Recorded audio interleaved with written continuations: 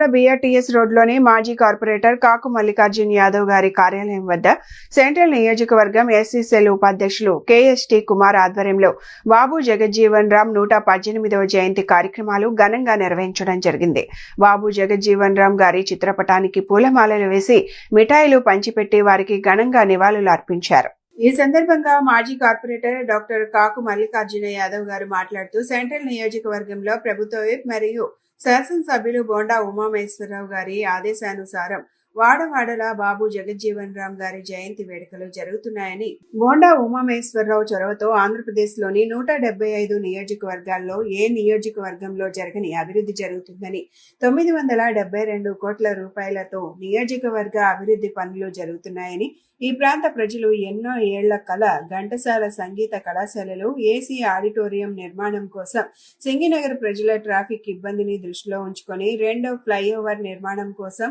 ROB railway పనులు ప్రారంభోత్సవం కొరకు నియోజకవర్గంలో విద్యాభివృద్ధి కోసం ఏకేటీపీ స్కూళ్ల అభివృద్ధి పనులను ప్రారంభించడం, రాధానగర్లోని కళాశాలను అప్గ్రేడ్ చేయడం, నియోజకవర్గంలో అభివృద్ధికి నిరంతరం కృషి చేస్తున్నారని, వారి ఆదేశానుసారం ఈరోజు బాబు జగజ్జీవన్ రామ్ గారికి ఘనంగా నివాళులు అర్పించడం జరిగిందన్నారు. అదేవిధంగా కేఎస్టీ కుమార్ మాట్లాడుతూ బాబు జగజ్జీవన్ రామ్ సేవలు భావితరాలకు ఆదర్శనీయమని, వారి జయంతి సందర్భంగా వారికి నివాళులు అర్పించడం ఎస్సీ సెల్ ఉపాధ్యక్షుడిగా తన బాధ్యతగా భావిస్తున్నానని, అదేవిధంగా ఈరోజు ఈస్టర్ పండుగ జరుపుకున్నటువంటి క్రిస్టియన్ సోదరులందరికీ శుభాకాంక్షలు తెలియజేశారు. ఈ కార్యక్రమంలో ఎస్సీ సెల్ కార్యదర్శి కె వేణు, సోమిశెట్టి అనిల్, దాసరి వెంకటలక్ష్మి, చల్లా శ్రీనివాసరావు, చిన్నా శేషరెడ్డి, కేవీఆర్ వెంకటరెడ్డి, పార్టీ శ్రేణులు, మహిళలు పెద్ద ఎత్తున పాల్గొన్నారు. ఈరోజు